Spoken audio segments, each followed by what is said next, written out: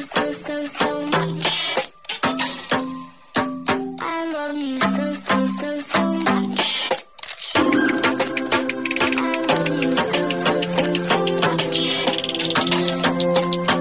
I love you so much.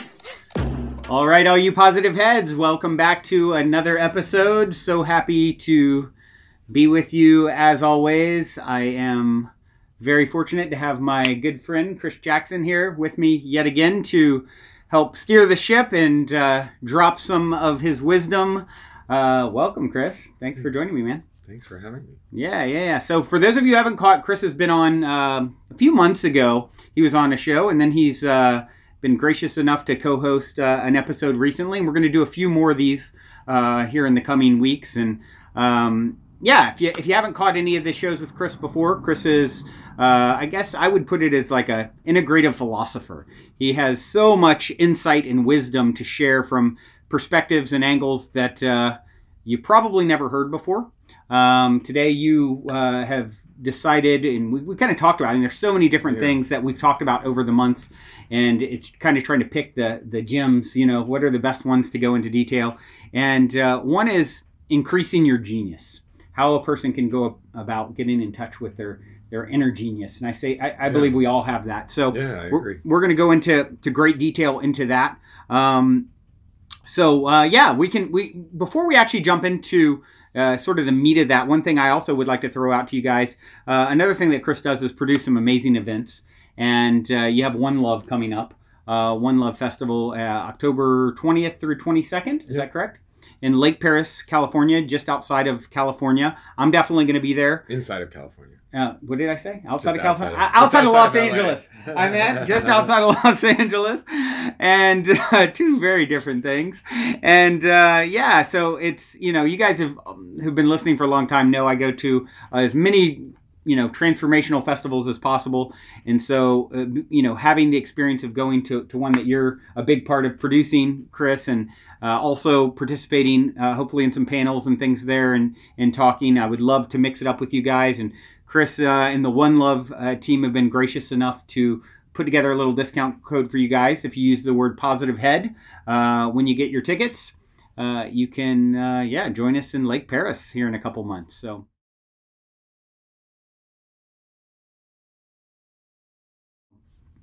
Very much looking forward to that. Some great music, everything from Moby to Curly to Closey to Desert Dwellers, I believe, if I'm recalling. I mean, a lot of great Farina. stuff. Mark Farina, a longtime favorite if you like mushroom jazz. So hopefully we'll see you guys at One Love. Let's jump into genius. You could be considered somewhat of a genius. You have your genius moments, I would say. And how does one go about doing that? Increasing their own genius and tapping their own inner genius? I guess to start, there's what's been kind of revealed to me as a super simple architecture to all of reality. And it's this great space. Like, genius is often referred to as something that some people are born with, right? Or we think of it as like high IQs. And really, like, when you look at what the most profound thing is about people who have genius, it's the ability to recall information very quickly, and very often complex information, right? In ways that often baffles us, right? Having that access to that sort of intelligence, greater memory, in kind of neuroscience, there is this notion that when you can connect things, and I think this is also, I don't know if it's NLP or, NLP uses a technique called anchoring, which means that you can actually like bring states on by connecting it to more senses, and you can increase your capacity for memory by involving more senses, basically connecting more parts of the brain to it so that your access is quicker. Well, this architecture that I was talking to you about basically does that with all of reality. It creates an empowering context for sorting everything that we learn you know, through basic, very simple geometry. And this simple geometry also becomes a way of understanding kind of the creation of the universe, the way of understanding behavioral traits and characteristics, different aspects of language. I really like, the more I've kind of operated through this as like a secret decoder ring for reality, it's been like, I like that. It's been kind of like, how would I describe it? Really exciting, and kind of mundane things light me up because I'm able to find these connections through so many different things, and you start seeing connections, you know, everywhere. And in doing that, it actually increases your memory and ability to recall, and makes it easier to learn stuff. It's integrative in the sense that, you know, when you connect things to other things, it makes it much easier to integrate that information and hold on to it in a useful place. Right. So, you know, it's pretty simple. It uses a very arcane symbol, which is like these two overlapping circles, or like a Venn diagram, which then creates this kind of conical oval shape in the center, right? And I think everyone's seen that pattern with the two circles overlapping, and then you have the segment in the middle. Yeah, and it's often referred to, you know, in the more arcane, you know, world as the Vesica piscis, you know, or the piscis shape, which is like the fish shape. You know, and you see this used in Christianity as well, except on the back of cars and sideways instead of up and down. And there's a lot of like fascinating things about this shape, you know, as you start to get into it. And, you know, one, see that our world can basically be divided into two halves, in essence, you know, material and ethereal, right? Or you could say, you know, masculine and feminine. You know, and it's funny, like, as you look at material matter, you know, etymologically, you know, the word is connected to mother, or the word mother comes, you know, from matter, from the same thing. And, you know, you think about what it means and what the properties are. Matter holds on to its form, right? And it also tends to reflect the past, because it holds on to, you know, the past as well. Like, you can look down at the floor and see all this past that's happened on it, right? And then, you know, aether or father, which also sound very similar, right? And as you get into other languages, sometimes they're connected. You know, it holds on to nothing, you know, and then you begin to see like that, wow, this is actually the architecture for reality in terms of, you know, the material domain, you know, is the past. The etheric domain holds the future, you know, possibilities. And then where they intersect in the center is the present. Right. You know, which is literally the gift, the now. Right. Which is where we're birthed through, literally as gifts. You know, and then we begin to see that we are also the gift, right? And these two opposing, you know, aspects of reality, then when they come together, it's almost like, I think the idea we came up with is a window. If you were to take a window, that the etheric domain would be the concept of the window. The material domain would be all of the things that it takes to build the window. Right. And then the present would be the window itself. Right. You know, when those two things collide and come together, and they happen through us. Right. Literally as the present, or as the gift that presents those things, you know, into the now. Right.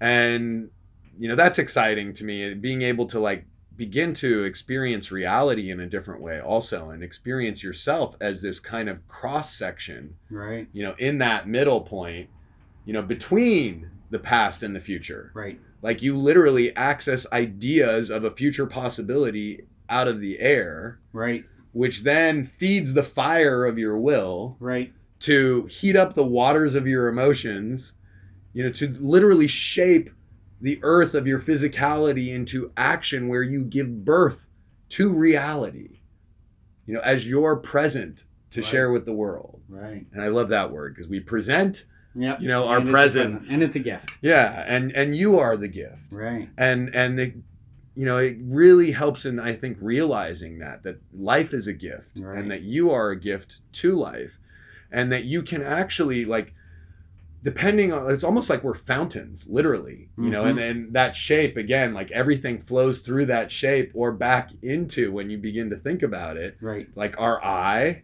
right? Right. It's So the same things shape, come yeah, into the eye. Same shape as the eye. Yeah. Same. Or, you know, the shape of the vagina, you know, Right. you come through, Right, you know, right, or right. things go in, you know, it's everything that goes in and out of this material domain, you Yeah. know, happens through that shape. It's kind of profound. Wow.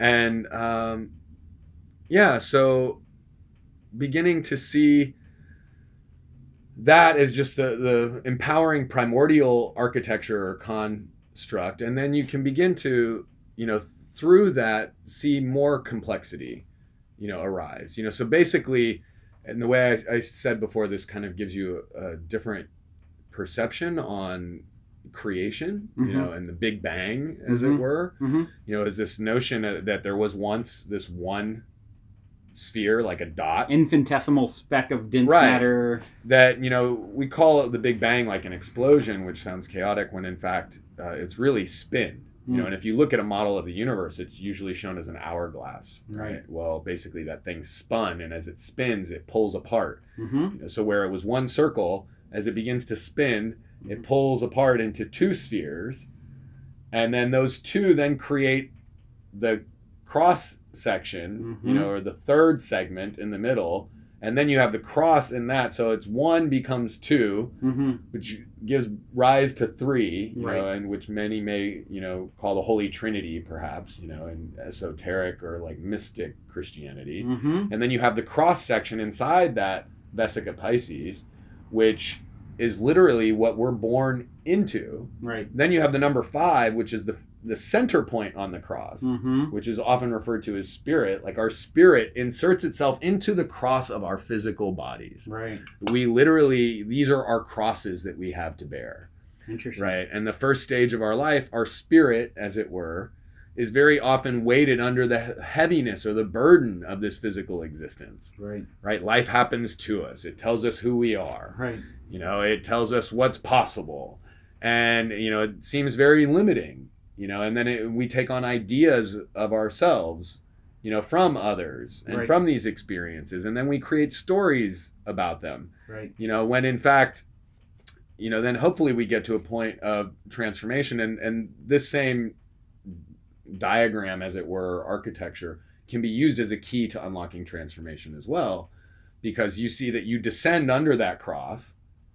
In the beginning, your spirit's under the weight of it, right? You know, and then literally, like, this to me goes into like potentially Christian mysticism. You know, that creates actually like a 5-pointed pentacle, you know, or pentagram. The inverted one being when your spirit is under the weight of matter, right, and material consciousness, and then hopefully we get to transformation where we're no longer just the caterpillar on the ground.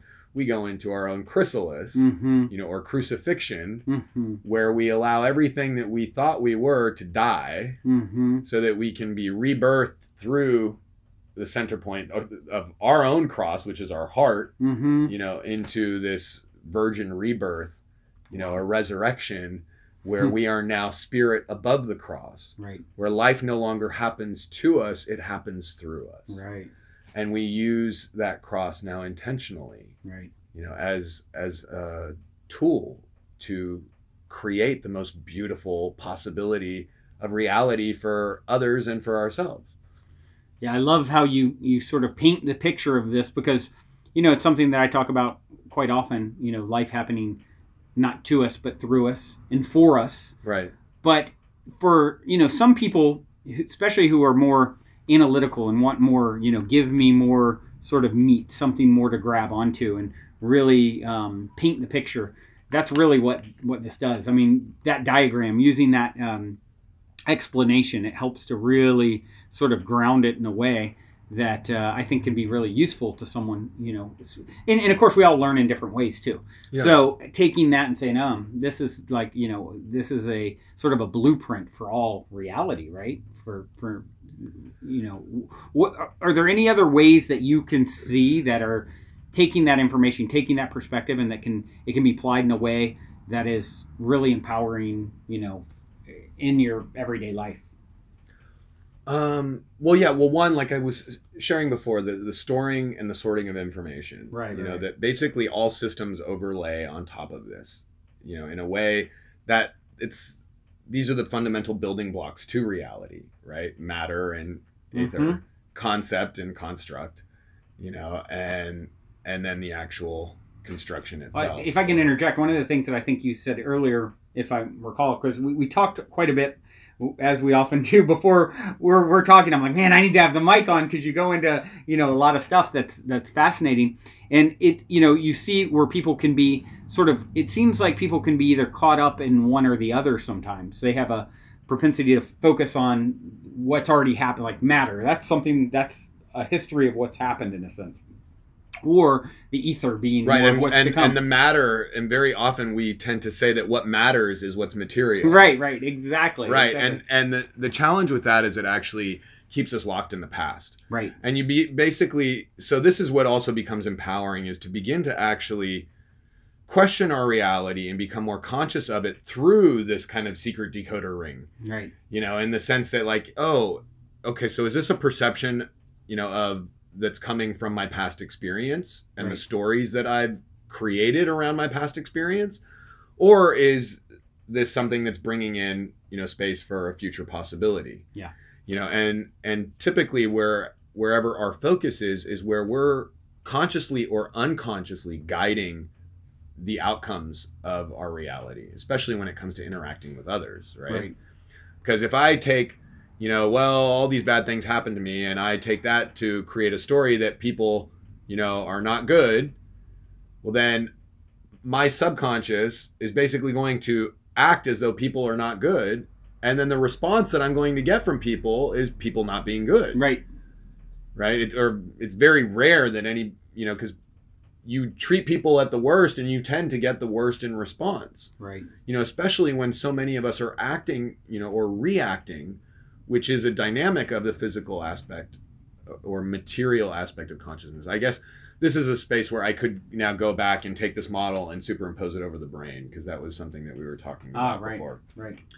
Where, just going back for a moment to kind of connect this to the elements, which I think is really powerful. You heard me talk about, pulling future idea from our Father out of the air. Right. And then using that to feed the fire of our will, then heating up the waters of our emotions. Basically, I'm moving from the etheric into the material, and then bringing it back through into the present to present it as reality. Well, I can also take a perception of the past, and use that to purge into reality as well. And so it becomes a choice. And this is where the real empowerment takes place, is that we don't choose necessarily what happens phenomenologically, but we do choose what stories we create around it, which actually governs how we experience it.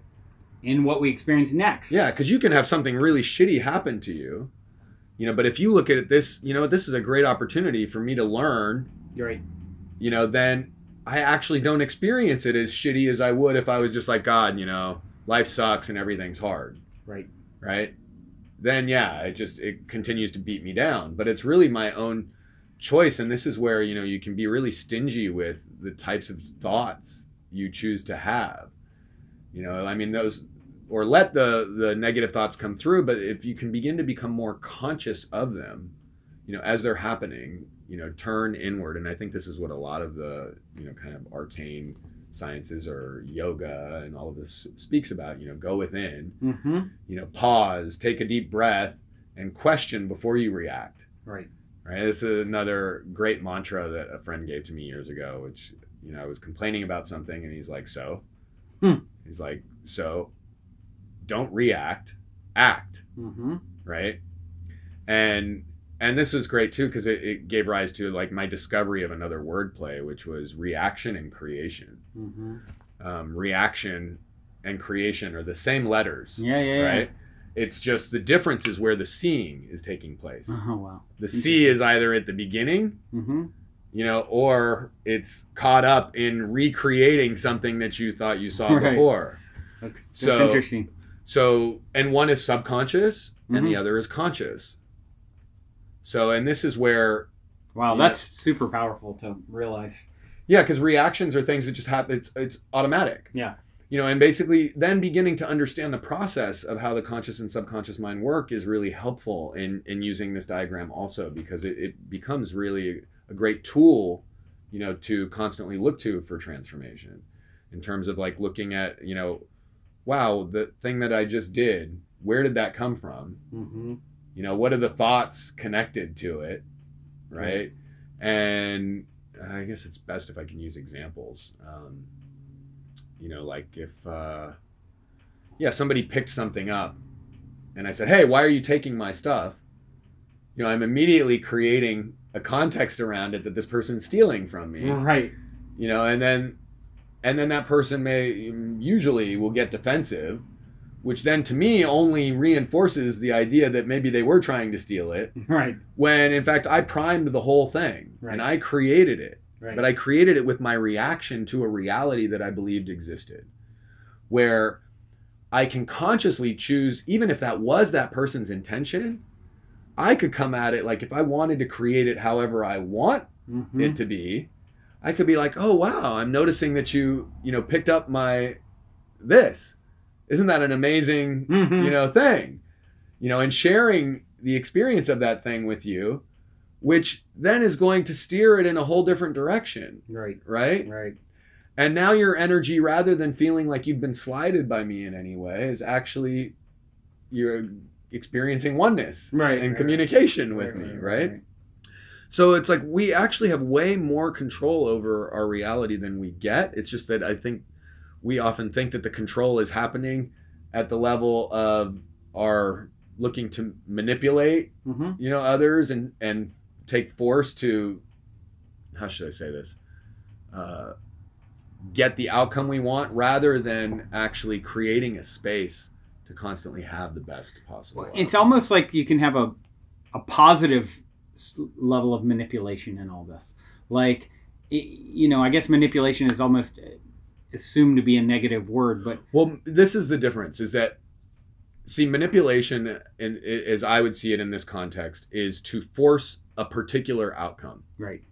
Where what we're talking about in being more conscious of creating spaces really lets go of trying to control the outcome and instead creates the greatest Environment space for or something environment naturally for the given. greatest possible outcome. That makes sense. And then what happens is we're constantly able to be wowed and in awe of the things that come through, Right. because then we're in a space of being able to be surprised Right.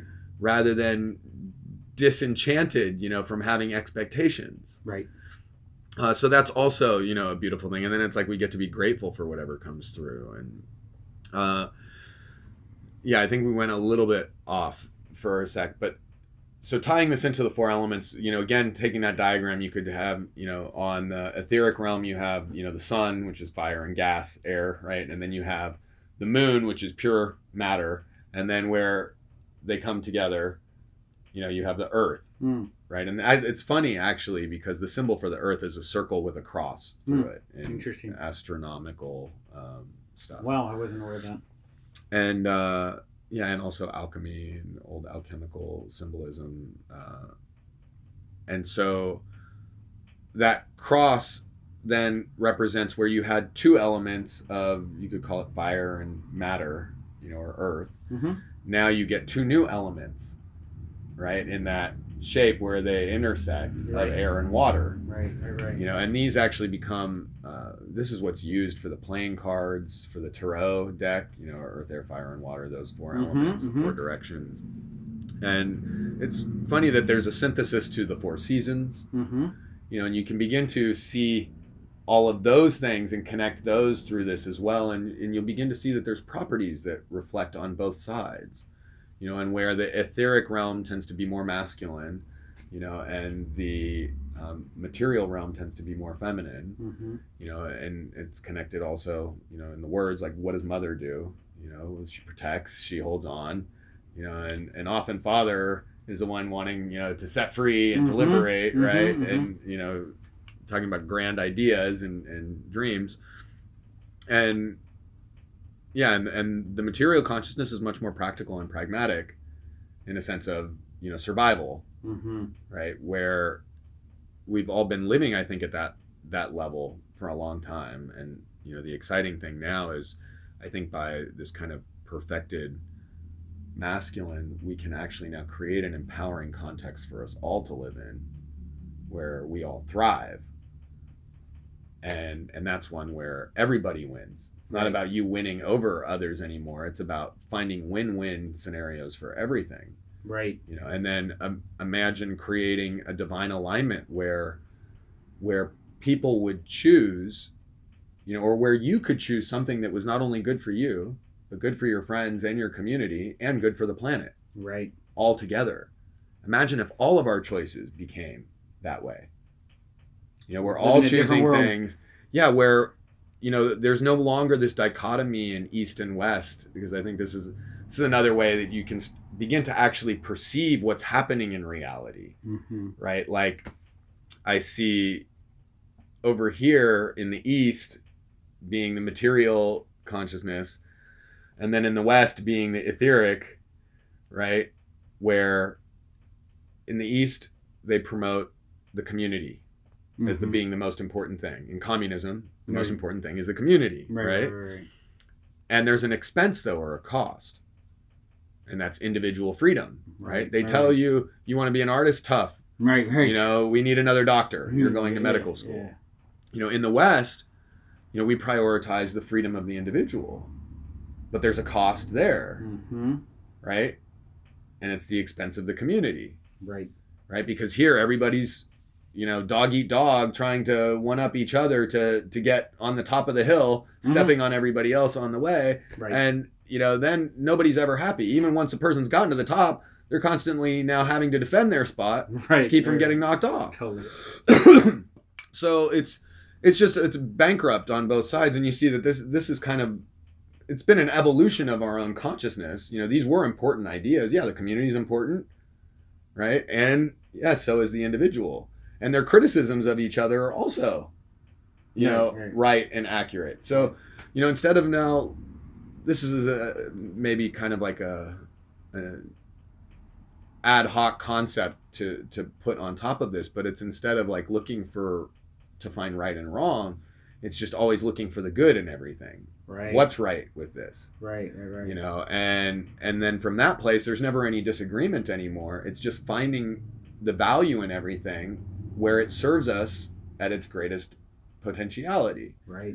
And then no argument anymore either. Right. Yeah, you know what? You're right, communists. The community is important. Right. And they can be like, oh yeah, you know what? You're right too. Yeah, individual freedom and ability, for self-expression is important. Right. And those two things come together now, and we have this possibility as those towers, crumble. Now there's this new possibility in the center where we can synthesize all of these things, create a world where all of these notions are served and supported. And now you celebrate the individual in the context of the community, in the context of the ecology. It's sort of like you're talking about on the last episode where you joined us in relationships, and how by being vulnerable, it instantly opens up. If one side is vulnerable, the other side is vulnerable, and now there's a whole new opportunity for growth as a result of stepping into that space. Yeah, and we all have the ability to respond. It's this thing, I think the other thing is so many of us don't want to take responsibility for things that we think are not our fault or, not, our obligation, right? Or we view that word responsibility as obligation when in fact it's the ability to respond. Yeah. Yeah. And power, when you have no ability to respond with something, you have no power. So if you don't take responsibility, you have no power with that thing. Right. If you take responsibility, then you have power. And so we're able to take responsibility for anything, and be vulnerable. Mm-hmm. If somebody has a negative experience, we could try to defend how what we did, was right and how we didn't know that we were being unconscious toward them. Or we could just say, wow, I can agree that that's the experience that you had. right? And by my not disagreeing with you now, I can also offer that was totally not my intention. Mm-hmm. And I can see how, you know, my actions could have been perceived that way. Right. You know, so I apologize for your experience, and, you know, I will, you know, make sure to be more careful in the future of, you know, whatever actions I take. It's like you cut through all of the wounding, hurt feelings, and posturing, and things become much quicker and simpler. Right. Yeah, I don't know. I think we may have gone off a little bit again. We got off in a good direction, if so, because that's all very useful and very insightful. And unfortunately, man, time goes really quickly. Where are we at? Yeah, time goes super quick. I don't know if there's anything else. Was there anything else that we wanted to make sure and share before we? Of course, you're going to come back on another episode as well. I mean, you start connecting these things and using these tools. You see how other things work in those same aspects. Communication, as an example, works through the same diagram. Right. You know, in the sense that I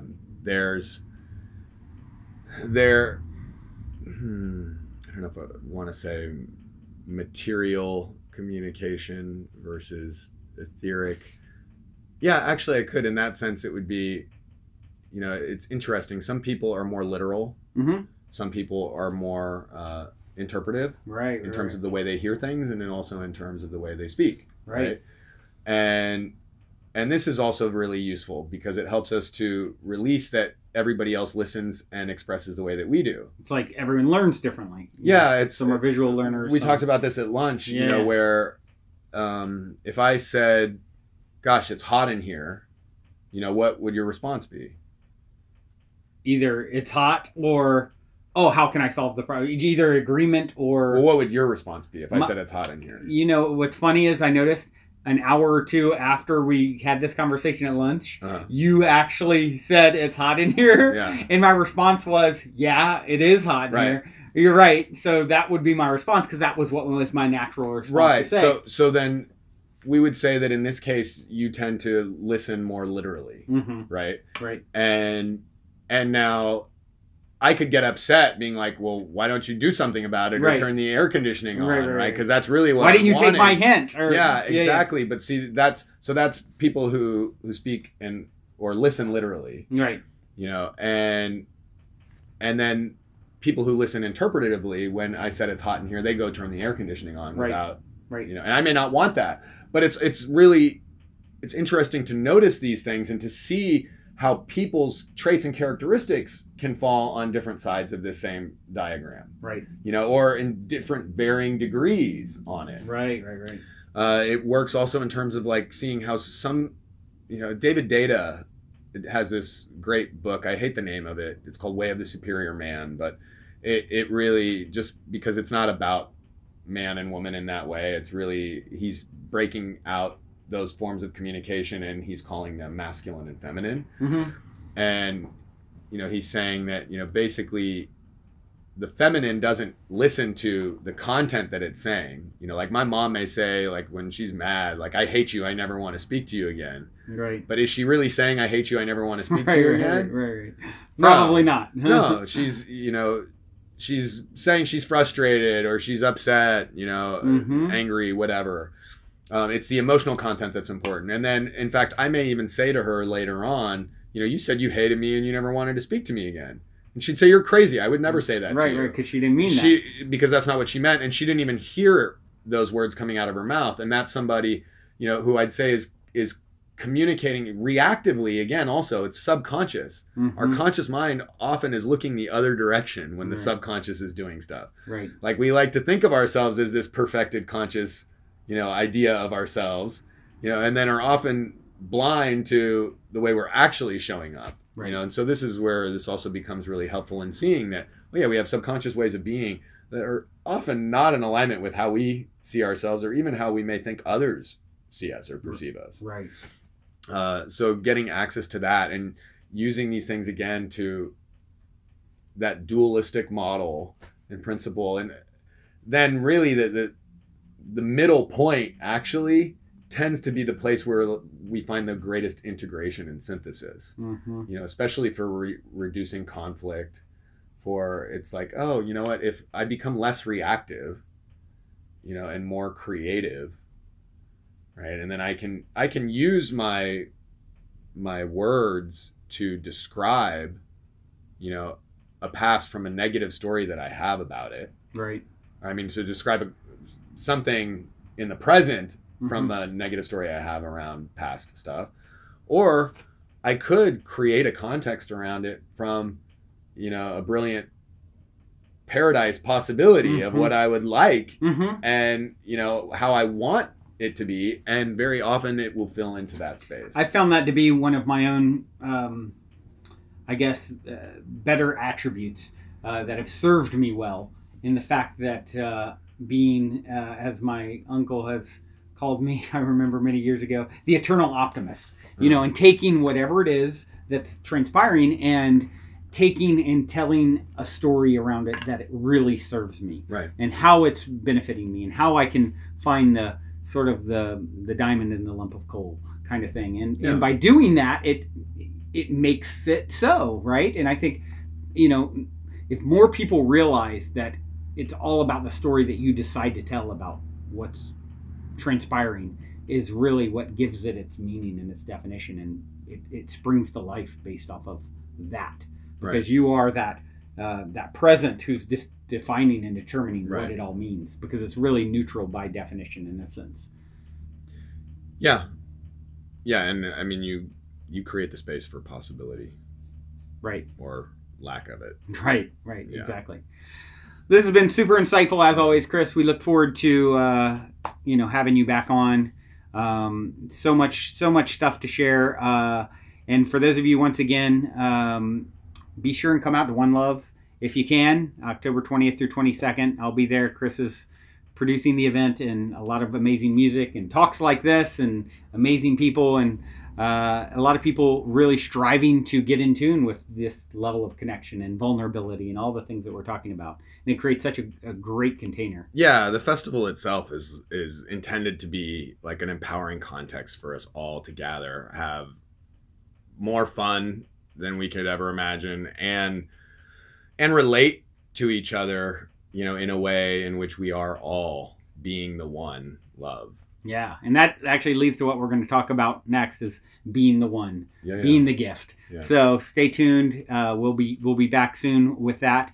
And in the meantime, we do have a song from one of the One Love artists. What did you choose to? Oh yeah, Yeah. Moby. So Moby is one of our headliners, and Extreme Ways.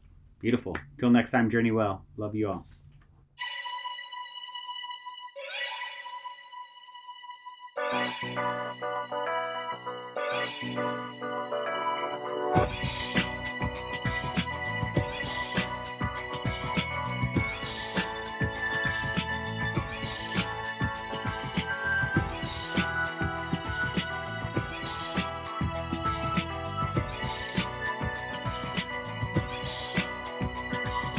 Extreme ways are back again, extreme places I didn't know. I broke everything new again, everything that I'd owned. I threw it out the windows, came along.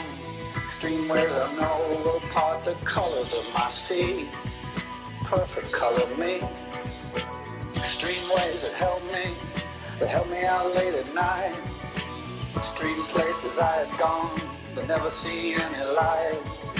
Dirty basements, dirty noise, dirty places coming through. Extreme worlds alone, did you ever like it, Pam? I would stand in line for this.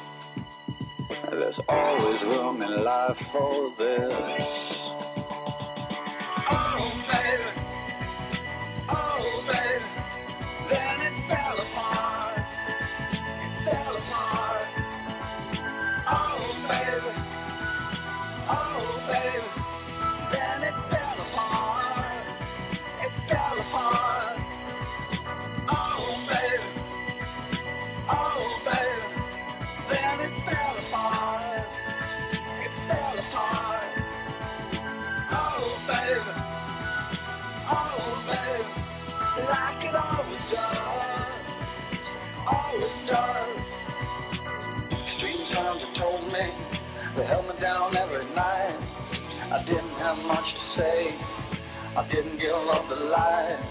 I closed my eyes and closed myself and closed my world and never opened up to anything that could get me at all. I had to close down everything. I had to close down my mind. Too many things caught me. Too much could make me blind. I've seen so much in so many places, so many heartaches, so many faces, so many dirty things you couldn't even believe I would stand in line for this. It's always good in life for this. Oh, baby.